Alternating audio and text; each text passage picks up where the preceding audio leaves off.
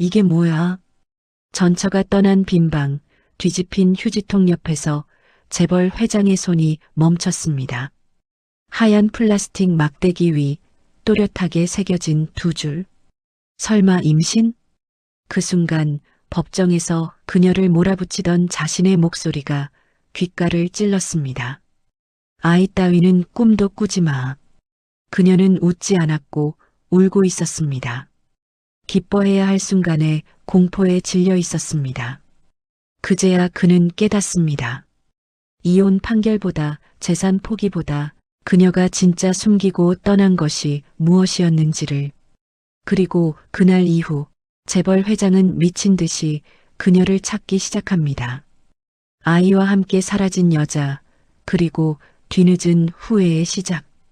영상 시작 전 채널 구독해 주시면 재밌는 영상을 가장 먼저 받아볼 수 있습니다. 그럼 오늘의 사연 시작합니다. 법정의 차가운 형광등 불빛이 강진우의 날카로운 턱선을 비춥니다. 진우가 서류 뭉치를 판사 앞으로 밀어내며 입을 열었습니다. 판사님, 진우가 또박또박 말을 이었습니다. 이것이 피고인 한서윤의 불륜 증거입니다. 사진과 통화 기록, 호텔 출입 내역까지 모든 것이 담겨 있습니다. 진우는 서류 한 장을 들어 올렸습니다. 이 날짜, 이 시간. 피고인은 집에 있다고 말했지만 실제로는 호텔에 있었습니다. 통화 기록도 다 남아 있습니다. 이건 우연이 아닙니다. 서윤이 변호사석에서 벌떡 일어났습니다. 아니에요. 아닙니다. 서윤의 목소리가 떨렸습니다. 그건 거짓입니다. 저는 그런 일을 한 적이 없어요. 사진은 조작이에요. 전화도 설명할 수 있어요. 서윤은 판사를 향해 두 손을 모았습니다. 제발 믿어주세요. 저는 그런 여자 아닙니다. 진우가 서윤을 차갑게 바라보며 말했습니다. 지금도 거짓말을 하는군. 끝까지 모른 척할 생각이요?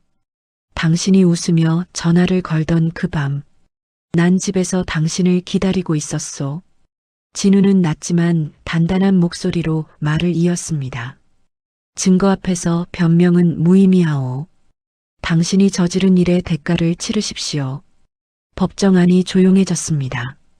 서윤은 아무 말도 하지 못한 채 그 자리에 굳어 서 있었습니다. 서윤의 눈에 눈물이 고였습니다. 하지만 서윤은 더 이상 항변하지 않았습니다. 판사가 내민 이혼 판결문에 떨리는 손으로 서명을 했습니다. 위자료는 지급하지 않습니다. 혼인 기간 중 취득한 재산도 모두 포기합니다.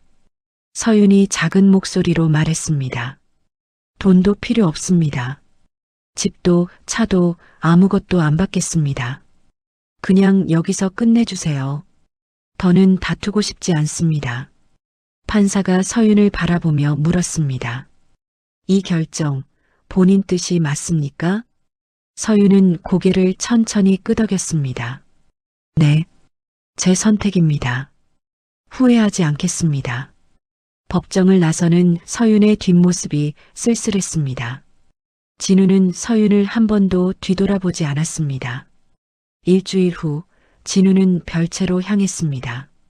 서윤이 사용하던 방에는 아직 그녀의 향수 냄새가 희미하게 남아 있었습니다. 진우가 코를 찌푸리며 집사에게 말했습니다. 아직도 이 냄새가 남아있군. 하루 이틀 지난 것도 아닌데. 이 방의 모든 것을 치워라. 옷, 이불, 장신구. 작은 물건 하나도 남기지 마. 냄새까지 완전히 없애고. 집사가 조심스럽게 대답했습니다. 침대도 치울까요? 진우가 잠시 멈췄다가 말했습니다. 전부 다. 흔적이란 흔적은 다 없애. 집사가 고개를 숙였습니다. 알겠습니다, 도련님. 청소업체 직원들이 들어와 짐을 정리하기 시작했습니다. 진우는 창가에 서서 정원을 내려다봤습니다. 그때 바닥에서 무언가가 반짝였습니다. 뒤집힌 휴지통 옆에 가느다란 막대기 하나가 떨어져 있었습니다. 진우가 몸을 숙여 그것을 집어들었습니다. 흰색 플라스틱 막대기에 두 줄의 붉은 선이 또렷하게 그어져 있었습니다. 진우의 손이 미세하게 떨렸습니다. 이게 뭐지? 진우가 숨을 고르며 다시 들여다봤습니다. 설마, 아니야. 이럴 리 없어. 임신. 진우가 중얼거렸습니다. 두 줄이면 맞는 거잖아. 임신이잖아. 머릿속으로 빠르게 계산했습니다.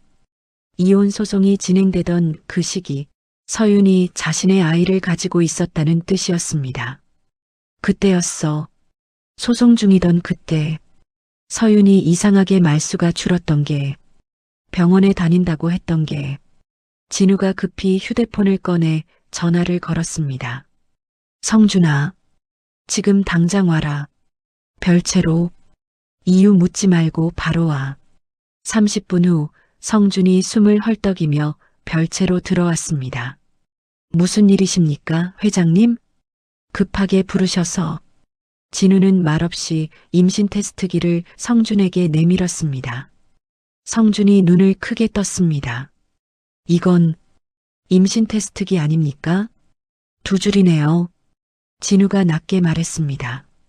서윤 것이다. 이 방에서 나왔다. 날짜 계산해봐라.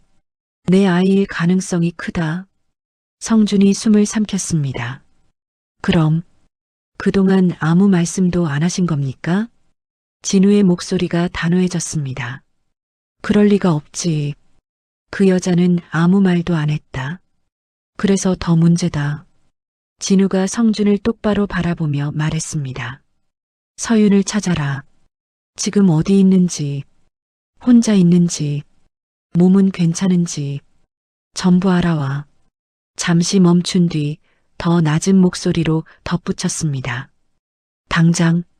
성준이 놀란 표정을 지었습니다. 부인이 임신을. 그 말씀이 사실입니까? 확실한 겁니까, 회장님? 아이가 내 핏줄이야. 어디 있는지 반드시 찾아내. 날 속이고 나간 거라면 더더욱 찾아야 해. 내 아이를 데리고 사라질 권리는 없어. 한순간도 미루지 마.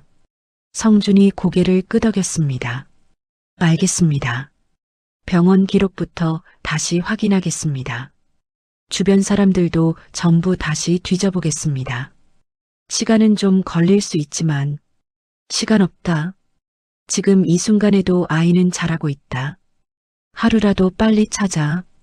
네, 바로 수소문해 보겠습니다. 하지만 서윤의 휴대폰은 이미 해지된 상태였습니다. 주민등록상 주소지도 비어 있었습니다. 마치 세상에서 완전히 사라진 것 같았습니다. 그 시간 서윤은 남해의 작은 섬 청송도 선착장에 내리고 있었습니다. 긴 머리를 짧은 가발로 가리고 평범한 원피스 차림이었습니다. 뱃속에 아이를 감싸 안으며 작게 속삭였습니다. 별아, 여기까지 잘 왔어. 이제 아무도 우리를 찾지 못할 거야. 걱정하지 마. 엄마가 꼭 지켜줄게. 우리 이제 새로운 곳에서 살자. 점례 할머니가 서윤을 반갑게 맞았습니다. 어서 와. 멀리서 오느라 고생했지? 배 타느라 힘들었을 텐데. 윤희야, 방은 이미 준비해뒀다.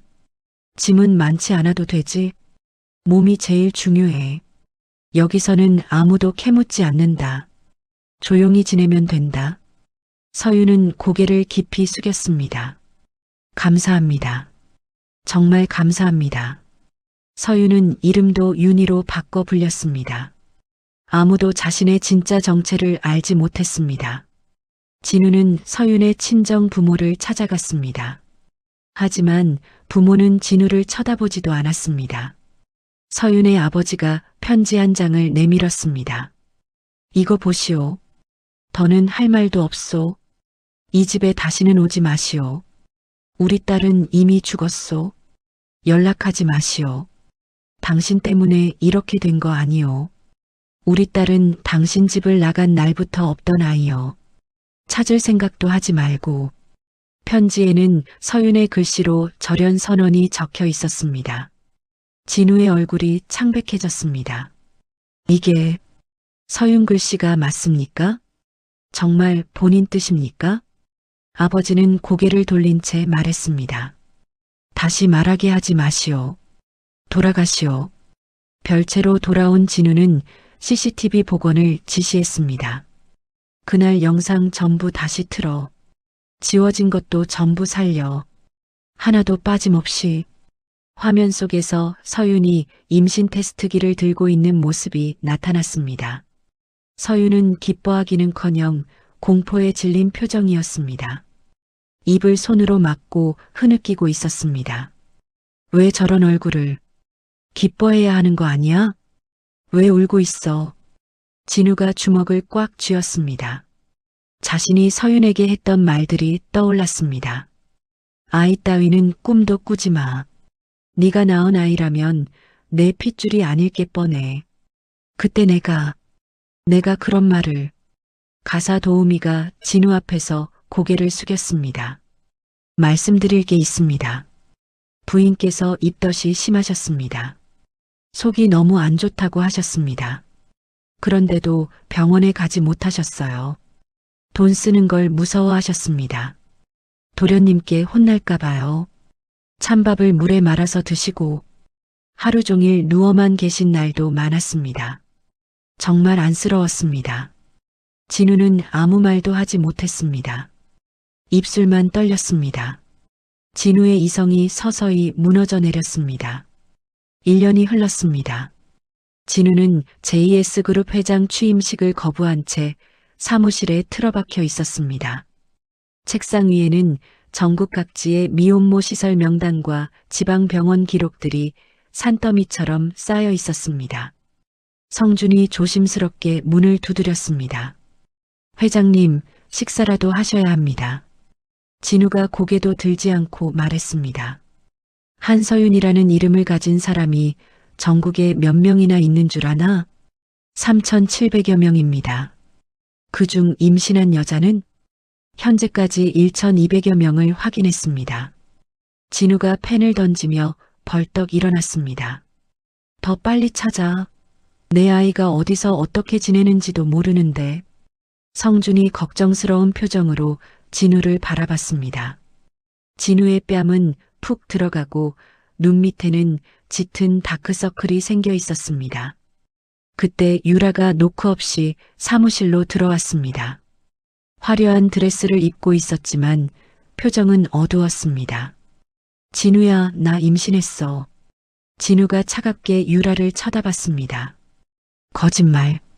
유라가 가짜 임신 테스트기를 꺼내 보였습니다. 이것도 거짓말이라고 할 거야? 우리 사이에 아이가 생겼다고. 진우가 유라의 팔을 거칠게 잡았습니다. 지금 당장 산부인과 가자. 왜 그래? 믿을 수 없다는 거야? 확인하고 싶거든. 1시간 후 산부인과 검사 결과는 음성이었습니다. 의사가 고개를 저었습니다. 임신 징후가 전혀 보이지 않습니다. 진우의 눈에 분노가 치솟았습니다. 유라, 너는 이제 그룹에서 나가. 유라가 진우의 옷깃을 붙잡았습니다. 진우야, 잠깐만. 내가 왜 이랬는지 들어줘. 듣고 싶지 않아. 당장 짐 싸고 사라져.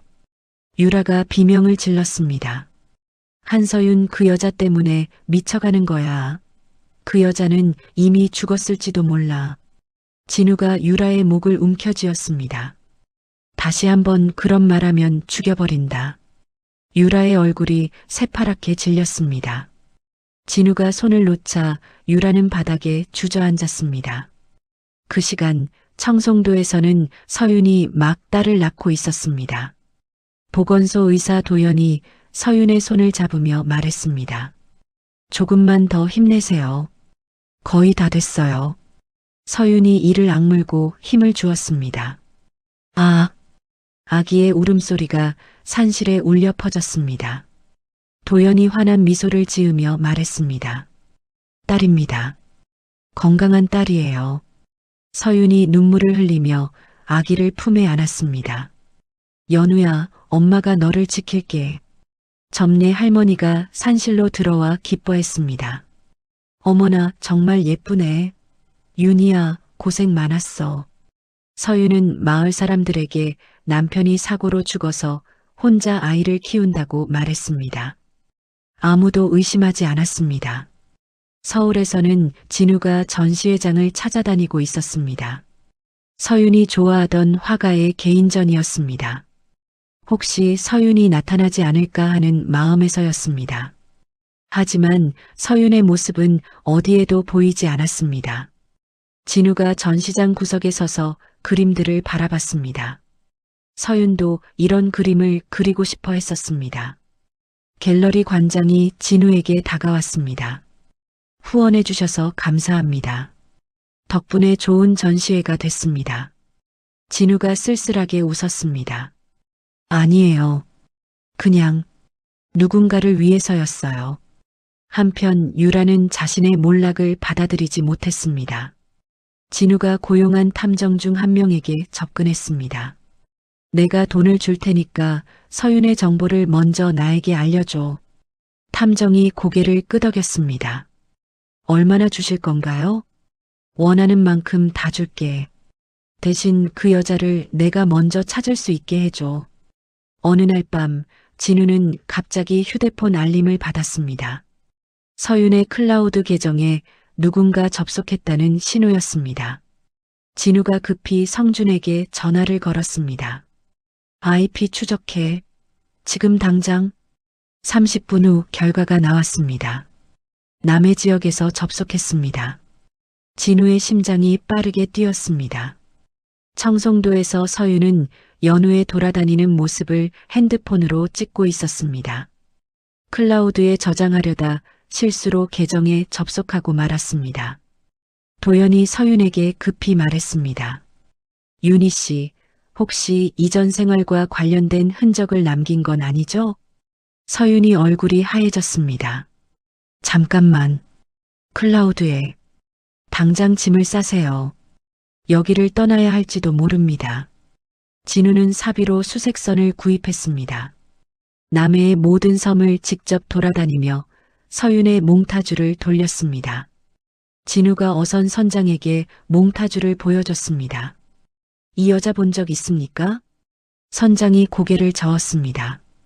글쎄요, 잘 모르겠는데요. 진우가 두툼한 돈뭉치를 내밀었습니다. 정보만 주시면 됩니다. 그 시간 유라는 매수한 탐정으로부터 정보를 받고 있었습니다.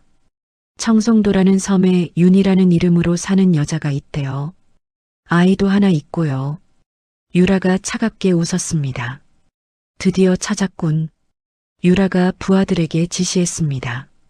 내가 직접 가기 전에 먼저 사람을 보내. 그 여자를 협박해서 아이를 넘기라고 해. 진우의 어머니 오 여사가 진우를 불러들였습니다. 진우야, 이제 그만해. 가문의 채통을 생각해야지. 진우가 고개를 저었습니다. 어머니, 제 아이입니다. 찾을 때까지 멈출 수 없어요. 오 여사가 은행 통장을 내밀었습니다. 그럼 내가 너의 자금을 동결시키겠다. 진우가 쓴웃음을 지었습니다. 그러세요. 대신 제 개인 자산도 있습니다. 청송도 마을 축제에서 서윤은 연우와 함께 사진을 찍었습니다. 마을 이장이 SNS에 축제 사진들을 올렸습니다. 그 중에 서윤과 연우의 모습도 포함되어 있었습니다. 서윤이 불안해하며 도연에게 말했습니다. 사진이 인터넷에 올라갔어요. 도연이 심각한 표정을 지었습니다. 당장 짐을 싸세요. 위험할 수 있어요.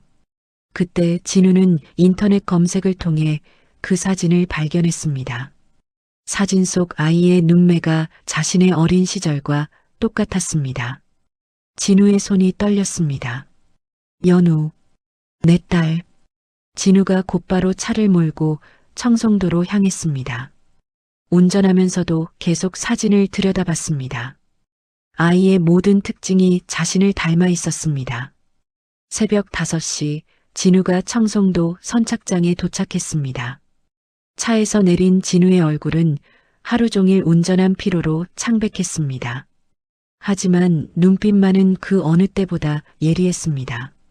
진우가 선착장 근처 상점 주인에게 사진을 보여줬습니다. 이 아이 본 적 있나요? 상점 주인이 사진을 자세히 들여다봤습니다. 아, 연우 아니가? 우리 마을 귀염둥이지.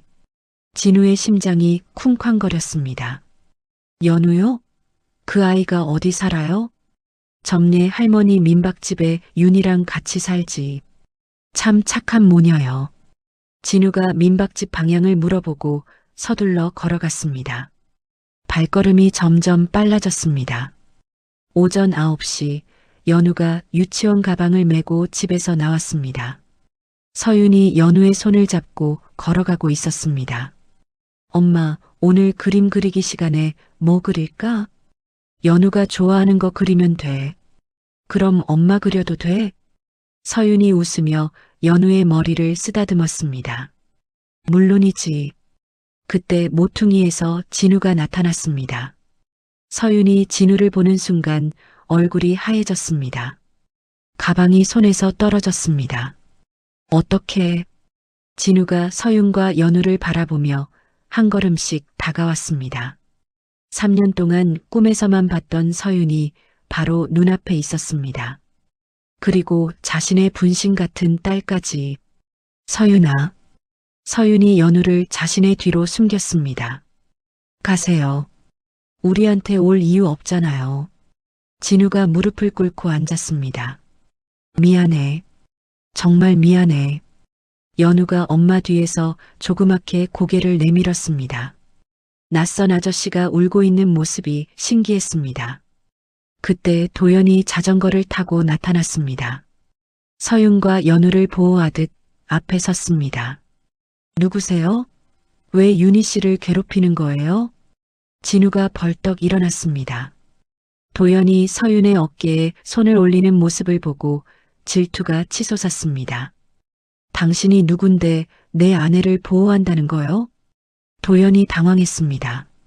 아내라니요? 윤희 씨는 과부라고. 거짓말이에요. 저 사람은 우리 아빠가 아니에요. 서윤이 눈물을 흘리며 외쳤습니다. 마을 사람들이 하나둘 모여들기 시작했습니다. 점례 할머니도 허겁지겁 뛰어왔습니다. 무슨 일이요? 왜 윤희가 울고 있는 거요? 진우가 마을 사람들을 둘러봤습니다. 모두가 자신을 경계하는 눈빛으로 바라보고 있었습니다. 제발 잠깐만 이야기할 시간을. 서윤이 도연에게 매달렸습니다. 여보, 집으로 가요. 무서워요. 진우가 그 말을 듣고 멈칫했습니다. 여보라는 호칭이 가슴에 비수처럼 꽂혔습니다. 도연이 서윤과 연우를 감싸 안으며 말했습니다. 경찰에 신고하겠습니다. 당장 떠나세요. 연우가 무서워서 울기 시작했습니다. 엄마, 무서워. 진우가 연우의 울음소리를 듣고 주먹을 꽉 쥐었습니다. 자신 때문에 딸이 무서워하고 있었습니다. 마을 이장이 나서서 말했습니다. 외지 사람이 와서 우리 마을 사람들 괴롭히면 안 되지. 그래요. 당장 나가. 마을 사람들이 진우를 향해 소리쳤습니다. 진우는 아무 말도 할 수 없었습니다. 서윤이 마지막으로 진우를 바라보며 말했습니다. 제발 우리를 그냥 놔두세요. 당신 같은 사람은 필요 없어요. 진우가 그 자리에 멈춰 섰습니다. 말하고 싶은 것이 1000마디나 있었지만 아무것도 나오지 않았습니다. 서윤이 도연과 함께 집으로 들어가는 모습을 지켜봤습니다. 연우가 도연에게 안겨서 집 안으로 사라졌습니다. 진우는 민박집 바로 앞 여관에 방을 잡았습니다. 창문으로 서윤이 사는 집이 한눈에 보였습니다. 밤늦도록 불이 켜진 창문을 바라봤습니다. 새벽 2시 갑자기 서윤의 집에서 불이 켜졌습니다. 연우가 고열로 경기를 일으키고 있었습니다. 연우야, 연우야. 서윤의 절규가 밤 공기를 갈랐습니다. 폭풍우가 몰아치면서 섬의 통신망이 끊어졌습니다. 도연에게 연락할 수도 없었습니다. 서윤이 연우를 등에 업고 집 밖으로 뛰쳐나왔습니다. 비에 흠뻑 젖은 채로 병원을 찾아 헤맸습니다. 도와주세요. 우리 연우가. 진우가 여관에서 뛰쳐나왔습니다. 서윤과 연우를 발견하고 달려갔습니다. 연우의 입술이 보라빛으로 변해 있었습니다. 숨을 제대로 쉬지 못하고 있었습니다. 진우가 주저없이 연우를 안아 올렸습니다. 내가 아이를 구할게. 서윤이 울면서 매달렸습니다. 어떻게 할 건데요? 병원도 멀고 배도 안 다녀요. 진우가 휴대폰으로 전화를 걸었습니다. 헬기 준비해. 지금 당장. 회장님, 날씨가 너무 나빠서. 상관없어. 내 딸 목숨이 걸렸다고. 30분 후 헬기가 폭풍우를 뚫고 도착했습니다. 조종사가 진우에게 소리쳤습니다. 너무 위험합니다. 추락할 수도 있어요. 진우가 권총을 꺼내 조종사를 향했습니다. 날지 않으면 너부터 죽인다. 헬기가 폭풍우 속에서 이륙했습니다. 진우가 연우에게 산소 마스크를 씌워줬습니다. 작은 손을 꽉 잡고 있었습니다. 연우야, 아빠가 꼭 살릴게. 서윤이 진우를 바라봤습니다. 3년 전에는 볼 수 없었던 간절함이 진우의 눈에 있었습니다. 헬기가 서울 대형 병원에 도착했습니다. 의료진이 연우를 응급실로 옮겼습니다. 진우가 서윤의 팔을 잡았습니다. 이제 너는 나와 함께 가는 거야. 서윤이 고개를 저었습니다. 싫어요. 연우만 치료되면. 안 돼. 이번에는 절대 놓지 않을 거야. 진우가 서윤을 강제로 차에 태우고 저택으로 데려갔습니다. 서윤을 방에 가둔 채 문을 잠갔습니다. 연우가 괜찮아질 때까지 여기 있어. 서윤이 문을 두드리며 울부짖었습니다. 제발 연우만 보게 해주세요. 하지만 진우는 돌아서서 병원으로 향했습니다. 연우의 병실을 지키며 밤을 새웠습니다. 다음 날 오후 병원에서 연락이 왔습니다. 연우의 열이 내리고 위험한 고비를 넘겼다는 소식이었습니다. 진우가 안도의 한숨을 쉬며 젖은 옷을 갈아입었습니다. 진우는 서윤이 갇힌 방으로 향했습니다. 문을 열자 서윤이 창가에 앉아 밖을 바라보고 있었습니다. 눈이 퉁퉁 부어 있었습니다. 서윤이 진우를 보자마자 무릎을 꿇고 앉았습니다. 제발 부탁드려요. 연우만 돌려주세요. 서윤의 목소리가 떨렸습니다. 저는 죽은 듯이 살겠어요. 연우만 제게 돌려주세요. 진우가 서윤을 일으켜 세웠습니다. 무릎 꿇지 마. 이제는 내가 당신 발밑에서 살겠어. 서윤이 놀란 표정으로 진우를 바라봤습니다. 진우가 봉투에서 서류를 꺼냈습니다. 연우의 혈액으로 긴급 유전자 검사를 했어. 결과야. 서류에는 침부 확률 99.99%라고 적혀 있었습니다. 서윤이 서류를 받아들고 찢어버렸습니다. 이런 게 뭐가 중요해요? 서윤의 눈에 분노가 타올랐습니다. 당신이 저한테 했던 말 기억해요? 아이 따위는 꿈도 꾸지 말라고 했잖아요. 진우가 고개를 숙였습니다. 미안해. 미안하다고요? 그 말로 끝인가요? 서윤이 진우에게 다가가며 소리쳤습니다. 제 핏줄이 아닐 거라고 했던 것도 기억해요? 저를 더러운 여자라고 했던 것도요? 진우가 아무 말도 하지 못했습니다. 서윤의 말이 모두 사실이었습니다. 성준이 방으로 들어와 두꺼운 파일을 내려놓았습니다. 회장님이 지시하신 유라 양의 증거 조작 자료입니다. 파일 속에는 유라가 서윤의 사진을 합성한 증거와 거짓 증인들에게 돈을 준 내역이 모두 들어 있었습니다. 서윤이 파일을 들춰보다가 허탈하게 웃었습니다. 이제 와서 이런 걸 보여주는 거예요? 늦었지만 진실을 알아야 한다고 생각했어. 서윤이 파일을 바닥에 던졌습니다. 3년이나 지난 지금 무슨 소용이에요? 진우가 조심스럽게 말했습니다. 연우 때문에라도 일주일만 여기 머물러줘. 아이 상태를 지켜봐야 해. 서윤이 오랫동안 생각하더니 고개를 끄덕였습니다. 딱 일주일만이에요. 진우가 안도했습니다. 고마워. 다음 날 진우는 저택의 3층 전체를 개조했습니다. 한쪽은 연우를 위한 놀이방으로, 다른 한쪽은 서윤을 위한 화실로 만들었습니다. 연우가 병원에서 퇴원해 저택에 왔습니다. 거대한 인형들과 장난감들을 보고 눈이 휘둥그레졌습니다. 와, 이게 다 내 거야? 진우가 무릎을 꿇고 연우와 눈높이를 맞췄습니다. 그래, 연우 것이야. 마음대로 놀아도 돼. 연우가 진우를 올려다봤습니다. 아저씨는 누구예요? 진우의 가슴이 찡했습니다. 나는 연우를 아끼는 사람이야. 연우가 고개를 갸웃했습니다. 그럼 멋진 아저씨네.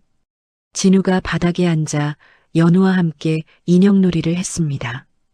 인형에게 밥을 먹여주는 흉내를 냈습니다. 서윤이 문 앞에서 그 모습을 지켜봤습니다. 3년 전 차갑기만 했던 진우의 모습과는 너무나 달랐습니다. 저녁 시간 식당에서 세 사람이 함께 앉았습니다. 진우가 서윤이 좋아하는 계절 과일들을 가득 준비해놨습니다. 연우가 포크로 사과 조각을 찍어 진우에게 내밀었습니다. 아저씨도 먹어봐요. 진우가 연우의 손에서 사과를 받아 먹었습니다. 눈시울이 붉어졌습니다. 고마워, 연우야. 연우가 까르르 웃었습니다. 맛있어요? 응, 세상에서 제일 맛있어. 서윤이 그런 진우의 모습을 보며 마음이 복잡했습니다. 며칠 후 도연이 서울까지 찾아왔습니다. 진우가 정문에서 도연을 맞았습니다. 멀리까지 오느라 수고했습니다. 도연이 경계심을 드러냈습니다. 윤희 씨는 괜찮은 건가요? 직접 확인하시죠. 안으로 들어가세요. 진우가 도연을 거실로 안내했습니다. 서윤이 연우와 함께 소파에 앉아 있었습니다. 도연이 서윤에게 다가갔습니다. 많이 놀랐죠? 서윤이 고개를 끄덕였습니다. 연우 때문에 어쩔 수 없이 여기 있어요. 도연이 진우를 바라봤습니다. 진심인가요? 정말 가족을 지킬 생각이 있는 건가요? 진우가 단호하게 대답했습니다. 목숨을 걸고라도 지키겠습니다. 도연이 잠시 생각하더니 서윤에게 말했습니다. 윤희 씨, 한 번만 더 믿어보세요. 서윤이 놀랐습니다. 선생님까지 그러시면 이 사람 눈을 보니까 진심이에요. 후회하지 않을 것 같아요. 도연이 진우에게 손을 내밀었습니다. 윤희 씨를 부탁합니다. 진우가 도연과 악수했습니다. 고맙습니다. 그동안 지켜주셔서. 그리고 청송도에 병원을 지으려고 하는데. 진우가 미소를 지었습니다. 제가 지원하겠습니다. 얼마든지. 도연이 떠난 후 서윤은 화실로 올라갔습니다. 오랫동안 잡지 못했던 붓이 손에 낯설었습니다. 창밖을 보니 진우와 연우가 정원에서 놀고 있었습니다. 진우가 연우를 어깨에 태우고 돌아다녔습니다. 아저씨, 더 높이. 이것도 모자라. 연우가 깔깔 웃었습니다. 서윤이 붓을 들고 그 모습을 그리기 시작했습니다. 오랜만에 그리는 그림이었지만 손끝에서 자연스럽게 선이 그어졌습니다. 진우가 서윤의 뒤에 서서 말없이 이젤을 잡아줬습니다. 서윤이 뒤돌아보지 않고 말했습니다. 이젤 잡아주지 않아도 돼요. 그냥 서 있을게. 방해하지 않을 테니까. 서윤의 손이 잠시 멈췄습니다. 진우의 온기가 등 뒤로 전해졌습니다. 저녁 식사 후 세 사람이 거실에서 동화책을 읽었습니다. 연우가 진우와 서윤 사이에 앉아 있었습니다. 엄마, 이 이야기 읽어주세요. 서윤이 동화책을 펼쳤습니다. 옛날에 숲속에 작은 집이 있었어요. 연우가 진우의 팔을 잡으며 말했습니다. 아저씨도 같이 들어요. 진우가 연우의 머리를 쓰다듬었습니다. 그래, 같이 들을게. 서윤의 목소리가 거실에 따뜻하게 울렸습니다. 마치 진짜 가족이 된 것 같았습니다. 연우가 이야기를 듣다가 진우의 무릎에서 잠들었습니다. 진우가 조심스럽게 연우를 침실로 옮겼습니다. 이불을 덮어주며 작게 속삭였습니다. 연우야, 아빠가 앞으로 쭉 지켜줄게. 일주일 후, 진우는 JS그룹 창립 기념 파티를 대대적으로 준비했습니다. 호텔 최고층 연회장을 통째로 빌렸습니다. 사교계의 모든 유명 인사들에게 초청장을 보냈습니다. 성준이 진우에게 보고했습니다. 모든 준비가 완료됐습니다. 기자들도 대기하고 있고요. 진우가 정장 타이를 매며 말했습니다. 오늘이 서윤의 복귀 무대야. 완벽해야 해. 서윤의 방에는 진우가 직접 고른 순백의 드레스가 놓여 있었습니다. 다이아몬드 목걸이와 귀걸이도 함께였습니다. 서윤이 드레스를 입고 거울 앞에 섰습니다. 3년 만에 입는 화려한 드레스였지만 어색하지 않았습니다. 연우가 방으로 뛰어들어왔습니다. 엄마, 정말 예뻐. 공주님 같아. 서윤이 웃으며 연우를 안아 올렸습니다. 우리 연우도 예쁜 드레스 입고 같이 갈 거야. 연우가 박수를 쳤습니다. 정말이요? 나도 공주님이 될 수 있어요? 저녁 7시 진우가 서윤의 손을 잡고 파티장에 입장했습니다. 모든 사람들의 시선이 두 사람에게 쏠렸습니다. 웅성웅성 수군거리는 소리가 들렸습니다. 저 여자가 한서윤 아니야? 불륜 스캔들로 이혼한. 근데 왜 회장님과 함께 온 거지? 진우가 서윤의 손을 더욱 꽉 잡았습니다. 서윤이 떨리는 것을 느낄 수 있었습니다. 괜찮아. 내가 있으니까. 진우가 서윤의 귀에 속삭였습니다. 연단으로 올라간 진우가 마이크를 잡았습니다. 파티장이 조용해졌습니다. 오늘 여러분들 앞에서 중요한 발표를 하겠습니다. 진우가 서윤을 바라보며 말했습니다. 3년 전 제가 큰 실수를 했습니다. 제 아내 한서윤에 대한 판단이 완전히 잘못되었습니다. 파티장이 술렁였습니다. 모든 것은 제3자의 조작된 증거 때문이었습니다. 서윤은 결백합니다. 진우가 목소리를 높였습니다. 한서윤은 제가 인생에서 만난 가장 순수하고 아름다운 여인이며 앞으로도 제 유일한 아내입니다. 파티장 대형 스크린에 유라의 음성 녹취록이 재생되기 시작했습니다.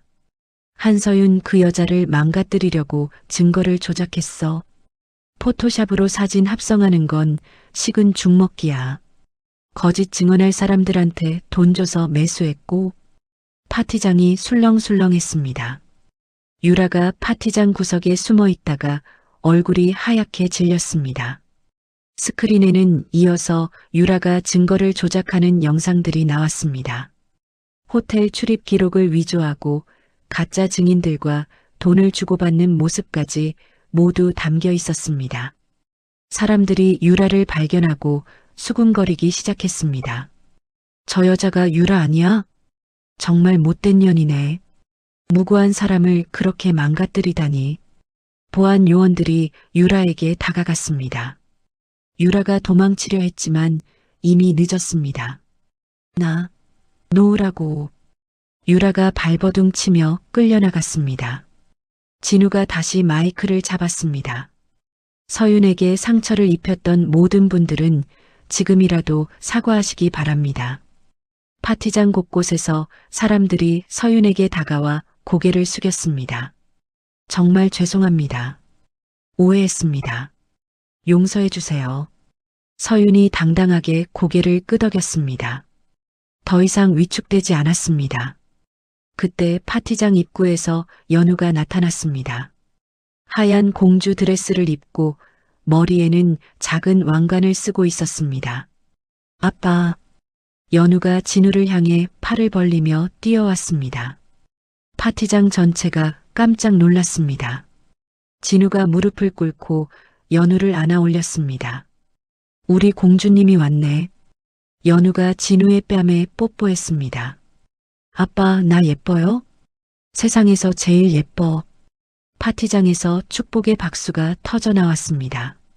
모든 사람들이 감동받은 표정이었습니다. 진우가 서윤에게 봉투를 내밀었습니다. 당신을 위한 선물이야.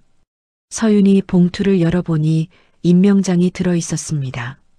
서윤 미술관 관장 임명장이라고 적혀 있었습니다. 미술관요? 당신 이름으로 지은 미술관이야. 이제 마음껏 그림을 그려. 서윤의 눈에 눈물이 고였습니다. 파티가 끝난 후 세 가족은 호텔 테라스로 나갔습니다. 밤하늘에 폭죽이 터지고 있었습니다. 연우가 폭죽을 보며 손뼉을 쳤습니다. 우와, 정말 예뻐요. 서윤이 진우를 바라보며 말했습니다. 고생 많았어요, 진우 씨. 진우가 서윤의 손을 잡았습니다. 나야말로 미안했어. 서윤이 진우의 뺨에 가볍게 입맞춤했습니다. 짧지만 따뜻한 입맞춤이었습니다.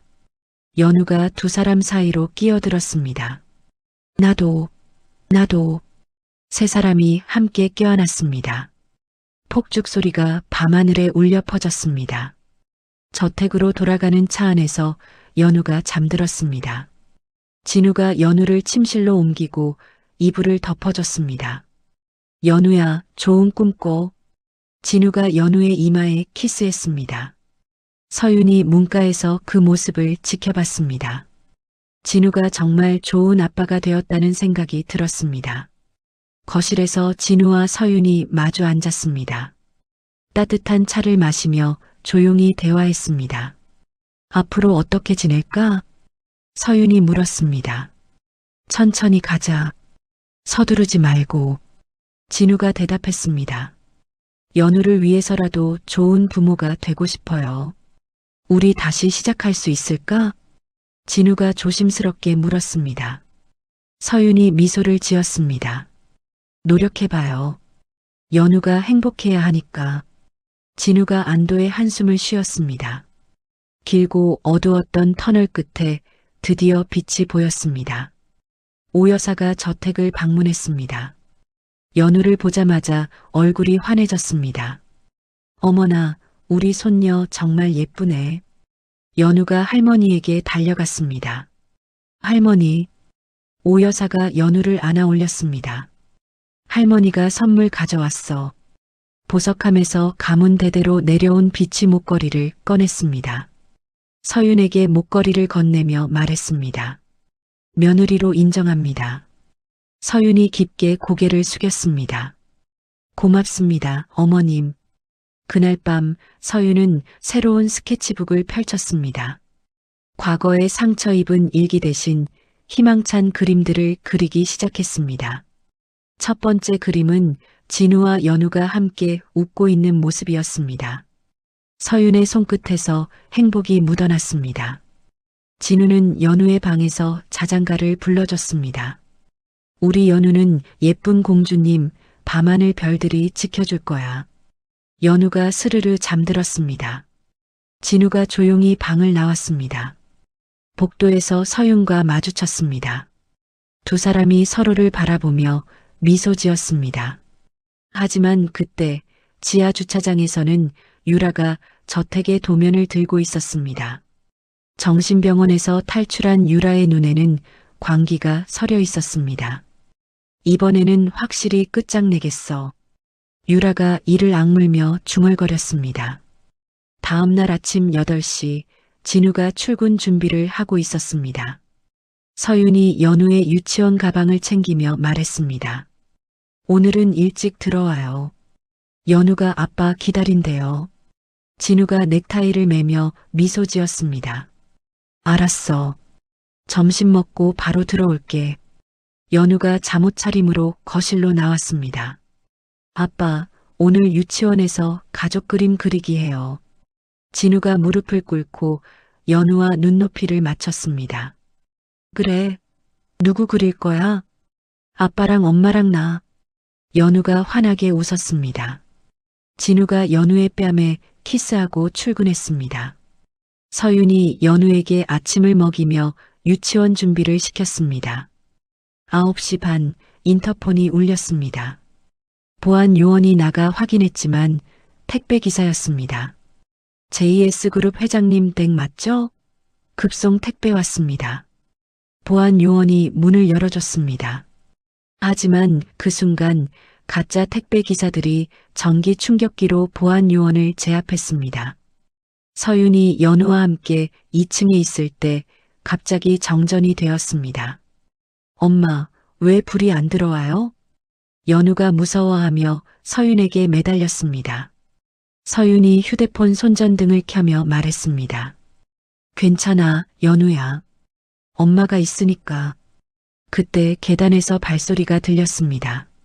서윤이 연우를 자신의 뒤로 숨겼습니다. 누구세요? 대답 대신 마스크를 쓴 괴한들이 나타났습니다. 유라가 뒤에서 모습을 드러냈습니다. 오랜만이네, 한서윤. 서윤이 연우를 꽉 껴안았습니다. 유라, 당신이 왜 여기에? 유라가 차갑게 웃었습니다. 내 인생을 망가뜨린 대가를 받으러 왔지. 유라가 부하에게 신호를 보냈습니다. 괴한이 전기 충격기로 서윤을 공격했습니다. 아! 서윤이 쓰러지며 의식을 잃었습니다. 연우가 울면서 엄마를 흔들었습니다. 엄마, 엄마. 유라가 연우를 거칠게 안아 올렸습니다. 조용히 해. 울면 더 아프게 할 거야. 연우가 무서워서 더 크게 울었습니다. 유라가 연우를 차에 태우고 도주했습니다. 30분 후 서윤이 정신을 차렸습니다. 연우, 연우야. 서윤이 집안을 뒤지며 연우를 찾았습니다. 하지만 아이는 어디에도 없었습니다. 서윤이 떨리는 손으로 진우에게 전화를 걸었습니다. 여보, 연우가 없어졌어요. 회의실에 있던 진우가 펜을 부러뜨리며 벌떡 일어났습니다. 뭐라고? 무슨 소리야? 유라가 와서 연우를 데려갔어요. 진우가 회의실을 박차고 나갔습니다. 당장 집으로 가. 진우가 성준에게 소리쳤습니다. 20분 후 진우의 휴대폰이 울렸습니다. 유라의 목소리였습니다. 진우야, 잘 지내? 진우가 이를 악물었습니다. 유라, 당장 연우를 돌려놔. 유라가 비웃었습니다. 돌려받고 싶으면 내 말을 들어. JS타워 옥상으로 와. 조건이 뭐야? 네가 가진 모든 것을 포기해. 회장직도 재산도 모든 걸 다. 유라의 목소리가 점점 날카로워졌습니다. 그렇지 않으면 이 아이는 이 세상에 없을 거야. 진우가 주먹을 벽에 내리쳤습니다. 알겠어. 혼자 갈 테니까 아이한테 손대지 마. 경찰에 신고하면 바로 아이부터 죽인다. 전화가 끊어졌습니다. 진우가 성준에게 비밀 지시를 내렸습니다. 타워 하부에 에어매트 설치해. 아무도 모르게. 회장님, 너무 위험합니다. 내 딸 목숨이 걸렸어. 다른 방법은 없어. 진우가 차를 타고 JS타워로 향했습니다. 손이 떨렸지만 악셀을 끝까지 밟았습니다. 1시간 후 진우가 60층 높이의 공사장 옥상에 도착했습니다. 승강기는 작동하지 않아서 계단으로 올라가야 했습니다. 숨이 턱턱 막혔지만 멈추지 않고 뛰어 올라갔습니다. 연우야, 아빠 왔어. 진우가 계단에서 소리쳤습니다. 옥상에 도착하자 끔찍한 광경이 펼쳐졌습니다. 유라가 연우의 눈을 가린 채 난간 끝에 매달아 두고 있었습니다. 바람이 세차게 불어서 연우가 흔들리고 있었습니다. 아빠, 아빠. 연우가 울면서 소리쳤습니다. 진우가 유라 앞에 무릎을 꿇었습니다. 제발 아이만 살려줘. 나한테 뭘 원하든 다 해줄게. 유라가 회장직 사퇴서를 내밀었습니다. 서명해.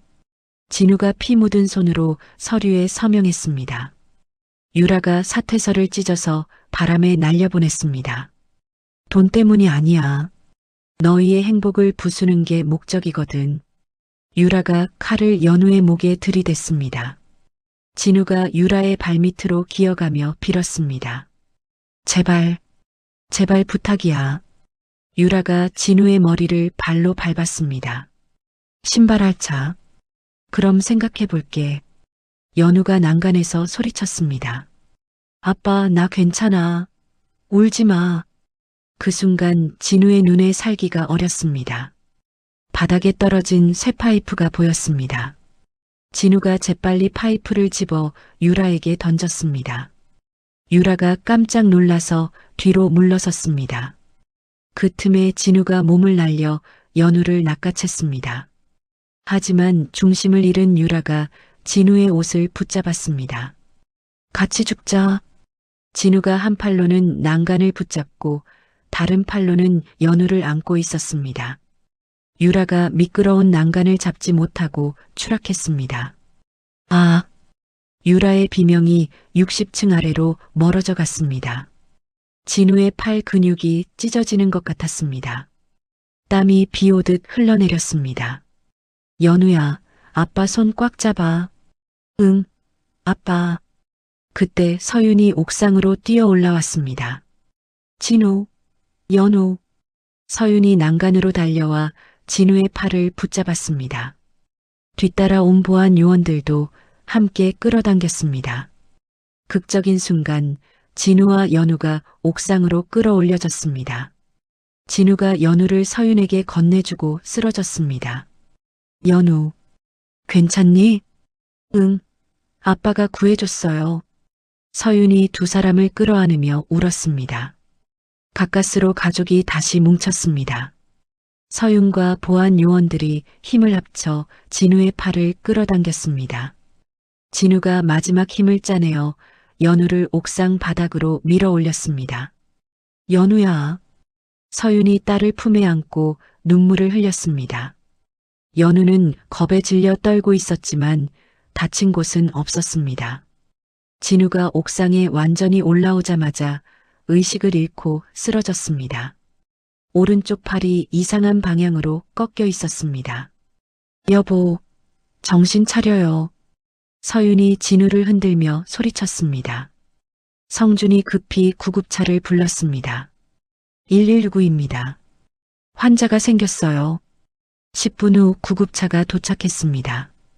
응급구조사들이 진우를 들것에 옮겼습니다. 팔 탈구와 근육 파열로 보입니다. 빨리 병원으로 가야 해요. 서윤이 연우를 안고 구급차에 함께 탔습니다. 한편 유라는 건물 중층에 설치된 안전 그물망에 떨어져 있었습니다. 의식은 있었지만 허리 아래를 전혀 움직일 수 없었습니다. 다리가 안 움직여. 유라가 공포에 질려 소리쳤습니다. 병원에 도착한 의사가 유라를 진찰했습니다. 척추 손상으로 인한 하반신 마비입니다. 회복 가능성은 희박해요. 유라의 얼굴이 절망으로 일그러졌습니다. 수술실에서는 진우의 응급수술이 진행되고 있었습니다. 의사가 진우의 팔을 정교하게 맞추고 있었습니다. 서윤이 수술실 앞 의자에 앉아 기다렸습니다. 연우가 엄마 무릎에서 잠들어 있었습니다. 성준이 따뜻한 커피를 가져다 줬습니다. 부인, 드세요. 기운 내셔야 해요. 서윤이 고개를 저었습니다. 괜찮아요. 진우 씨가 깨어날 때까지는. 3시간 후 수술이 끝났습니다. 의사가 수술복을 벗으며 나왔습니다. 다행히 수술은 성공했습니다. 회복하는데 시간이 좀 걸리겠지만 후유증은 없을 거예요. 서윤이 안도의 한숨을 쉬었습니다. 정말 고맙습니다. 다음 날 오후 진우가 병실에서 깨어났습니다. 가장 먼저 연우를 찾았습니다. 연우는 괜찮아? 서윤이 진우의 손을 잡았습니다. 괜찮아요. 연우는 무사해요. 연우가 아빠 침대 옆에 서서 그림을 보여줬습니다. 아빠 그림 그렸어요. 그림에는 아빠 최고라고 크레용으로 적혀 있었습니다. 진우가 미소를 지었습니다. 고마워, 연우야. 경찰이 병실을 찾아왔습니다. 진술서를 받아야 합니다. 진우가 유라의 모든 범죄 증거를 제출했습니다. 납치와 살인 미수, 협박 등 모든 죄목이 적용될 예정이었습니다. 유라는 어떻게 됐나요? 하반신 마비와 정신질환 판정을 받았습니다. 감옥에 가더라도 제대로 된 생활은 힘들 것 같습니다. 진우가 복잡한 표정을 지었습니다. 분명 미움의 대상이었지만 그런 결말을 원했던 것은 아니었습니다. 일주일 후 진우가 퇴원했습니다. 이사회에서는 진우의 회장직 사퇴를 무효로 처리하려 했습니다. 하지만 진우는 다른 결정을 내렸습니다. 저는 경영 일선에서 물러나겠습니다. 성준이 놀랐습니다. 회장님, 왜 그러시는 겁니까? 진우가 창밖을 바라보며 말했습니다. 가족이 더 중요해. 이제는 서윤이와 연우를 위해 시간을 쓰고 싶어. 진우는 전문 경영인에게 CEO 자리를 넘기고 대주주로만 남기로 했습니다. 앞으로는 가정에 더 신경 쓸 거야.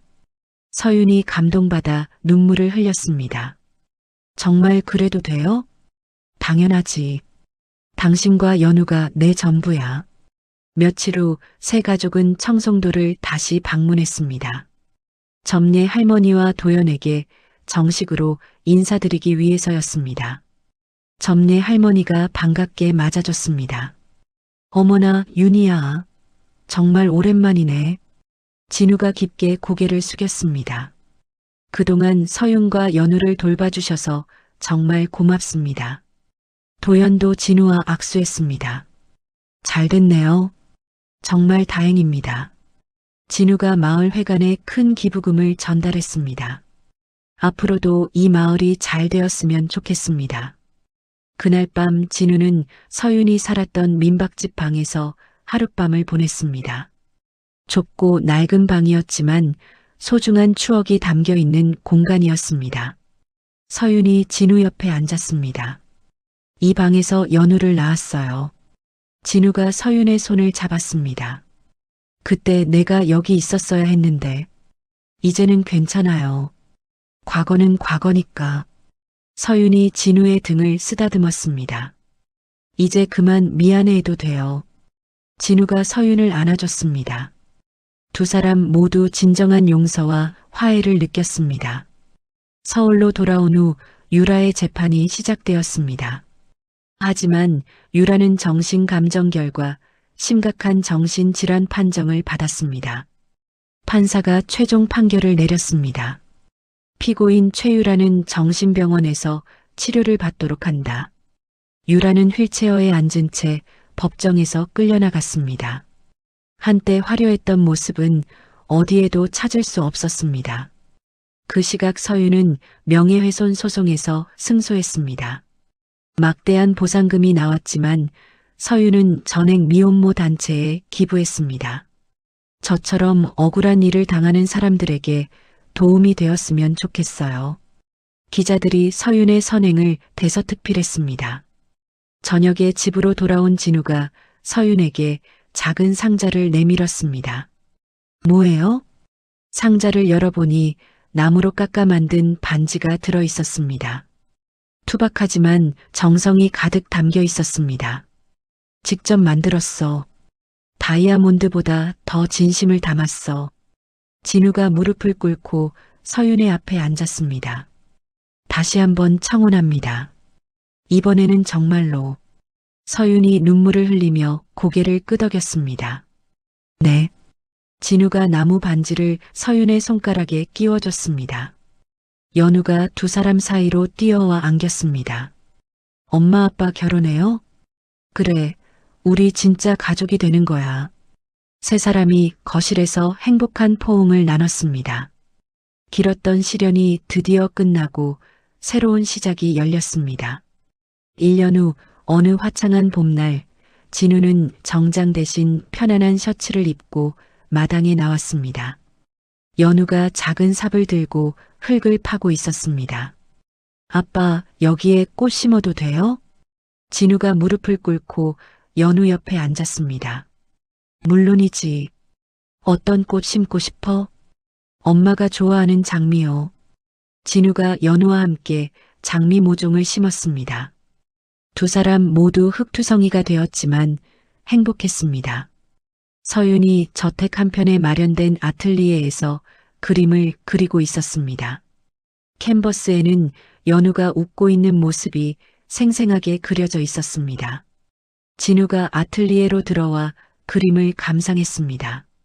세상에서 가장 비싼 보석보다 아름다워. 서윤이 붓을 내려놓으며 웃었습니다. 과장이 심해요. 진심이야. 당신 그림은 내 마음을 움직여. 진우가 서윤의 어깨에 손을 올렸습니다. 매일 아침 진우는 서윤의 발을 마사지해 줬습니다. 그림을 오래 그리느라 피곤한 발을 정성스럽게 주물렀습니다. 기분 어때? 정말 좋아요. 고마워요. 서윤이 행복한 미소를 지었습니다. 연우가 유치원에서 돌아와 종이 왕관을 쓰고 나타났습니다. 우리 집 왕은 나야. 연우가 왕관을 자랑스럽게 보여줬습니다. 진우가 연우를 안아 올렸습니다.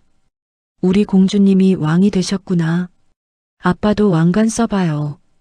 연우가 진우 머리에 종이 왕관을 씌워줬습니다. 세 가족은 가끔 청송도를 방문해서 봉사활동을 했습니다. 도연의 병원에서 환자들을 돌보고 마을 행사를 도왔습니다.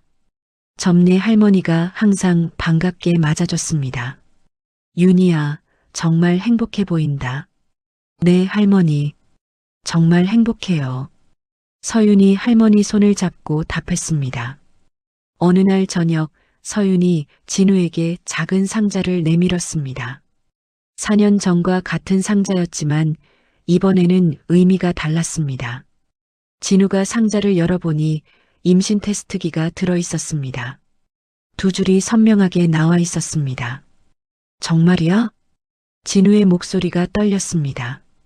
서윤이 수줍게 고개를 끄덕였습니다. 진우가 서윤을 안고 마당을 몇 바퀴나 돌았습니다. 고마워. 정말 고마워. 연우가 뛰어와서 물었습니다. 왜 그래요? 무슨 일이에요? 서윤이 연우를 안고 말했습니다. 연우야, 동생이 생길 거야. 연우가 깜짝 놀라며 박수를 쳤습니다. 정말이요? 나 언니 될 수 있어요? 그럼 우리 연우가 멋진 언니가 되는 거야. 진우가 태어날 둘째의 방을 직접 준비했습니다. 벽지를 바르고 아기 침대를 조립하며 설렜습니다. 성준이 와서 도와줬습니다. 회장님, 정말 행복해 보이세요. 이런 행복이 있는지 몰랐어. 진우가 망치질을 하며 답했습니다. 과거에 놓친 시간들을 모두 채우고 싶어. 한편 유라는 정신병원 창가에 앉아 밖을 바라보고 있었습니다. 멀리 제2의 스타워가 보였습니다. 내가 가져야 할 자리였는데. 유라가 중얼거렸지만 아무도 듣지 않았습니다. 간병인도 유라의 말에 관심이 없었습니다. 서윤의 첫 개인 전시회가 열렸습니다. 진우가 전시장의 모든 꽃을 직접 준비했습니다. 어서 오세요. 서윤 화가의 전시회입니다. 진우가 안내원처럼 관람객들을 맞았습니다. 서윤이 부끄러워했습니다. 당신이 그럴 필요 없어요. 내 아내의 첫 전시회인데 당연하지. 전시회의 마지막 작품은 두 줄의 기적이었습니다. 절망에서 피어난 희망을 강렬한 색채로 표현했습니다. 관람객들이 감탄했습니다. 정말 아름다운 작품이네요. 이런 감동적인 그림은 처음 봐요. 미술평론가들도 극찬했습니다. 전시회가 끝난 저녁, 세 가족은 캠핑카를 타고 산으로 향했습니다. 별이 잘 보이는 산 정상에서 하룻밤을 보내기로 했습니다. 진우가 연우에게 별자리를 가리키며 설명했습니다. 저기 가장 밝은 별이 보이지? 그게 연우야. 연우가 눈을 반짝이며 하늘을 올려다봤습니다. 정말요? 내가 별이에요? 그래, 우리 연우는 특별한 별이야. 서윤이 진우의 어깨에 기대었습니다. 뱃속의 아기가 꿈틀거렸습니다. 지금 이 순간이 영원했으면 좋겠어요. 진우가 서윤의 손을 꽉 잡았습니다. 다시는 당신의 손을 놓지 않을 거야. 서윤이 진우를 바라보며 미소 지었습니다. 저도 믿어요. 두 사람이 깊은 입맞춤을 나눴습니다. 별빛 아래서 진정한 사랑을 확인했습니다. 연우가 망원경으로 하늘을 보며 말했습니다. 엄마 아빠 나중에 동생도 같이 별 보러 와요. 그래, 꼭 같이 올 거야. 진우가 연우의 머리를 쓰다듬었습니다. 노을이 지면서 하늘이 붉게 물들었습니다. 캠핑카가 산길을 따라 집으로 향했습니다. 뒷좌석에서 연우가 잠들었고 앞좌석에서는 진우와 서윤이 조용히 대화를 나눴습니다. 정말 행복해요. 서윤이 배를 쓰다듬으며 말했습니다. 나도 마찬가지야. 이런 날이 올 줄 꿈도 못 꿨어. 차창 밖으로 아름다운 풍경이 지나갔습니다. 상처를 딛고 진정한 사랑을 찾은 가족의 행복한 모습이 석양 속으로 사라져갔습니다. 집에 도착해서 연우를 침실로 옮긴 후 진우와 서윤은 거실에 앉았습니다. 앞으로도 지금처럼 행복하게 살 수 있을까요? 서윤이 물었습니다. 진우가 서윤을 안으며 답했습니다. 당연하지. 우리는 이제 진짜 가족이야. 창밖으로 달이 밝게 비추고 있었습니다. 긴 시련을 겪은 후 찾은 평화로운 일상이었습니다. 서윤이 진우의 품에 안겨 스르르 잠들었습니다. 진우도 행복한 미소를 지으며 눈을 감았습니다. 사랑과 용서, 그리고 희망으로 가득한 새로운 시작이었습니다. 강진우와 한서윤의 이야기는 이렇게 막을 내립니다. 오해와 배신으로 시작된 이별이 결국 더 깊은 사랑으로 되돌아온 여정이었습니다. 진우는 자신의 오만함과 편견이 가져온 상처를 뼈저리게 깨달았고, 서윤은 상처 속에서도 포기하지 않은 모성애로 딸을 지켜냈습니다. 유라의 악행으로 인해 찢어졌던 가족이 진실과 용서를 통해 다시 하나가 되었습니다. 진우가 권력보다 가족을 택한 선택, 서윤이 과거를 용서하고 새로운 시작을 받아들인 용기가 만들어낸 기적이었습니다. 연우라는 작은 천사가 연결고리가 되어 부모의 사랑을 이어주었고, 이제 새로운 생명까지 품게 된 이 가족의 앞날에는 더 이상 시련이 아닌 행복만이 기다리고 있을 것입니다. 진정한 사랑은 시간이 걸리더라도 결국 제자리를 찾는다는 것을 보여준 이야기였습니다. 이야기를 끝까지 들어주신 분이 계시다면 잘 들었다고 댓글 하나만 남겨주세요. 감사합니다.